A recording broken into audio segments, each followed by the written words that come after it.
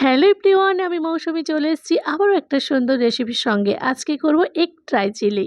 পেঁয়াজগুলোকে ছোট ছোট করে কুচু কুচু করে নিলাম, তারপরে রসুনগুলোকেও কুচু কুচু করে নেব, কিছু পরিমাণ মতো লঙ্কা নিয়ে নেব। পেঁয়াজের খোসাগুলোকে একটা একটা করে আলাদা করে তাকে মাঝখান দিয়ে ছোট ছোট করে নেব।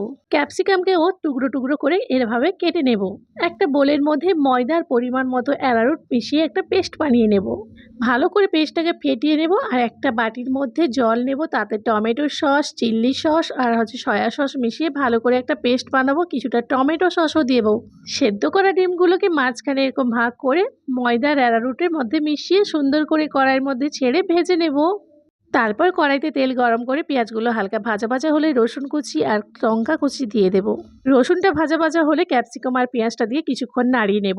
উপর থেকে সস ছড়িয়ে ডিমগুলো দিয়ে নাড়াচাড়া করব কিছুক্ষণ। ডেকোরেশনের জন্য উপর থেকে তিল ছড়িয়ে দেব। কি জিভে জল আসলো তো।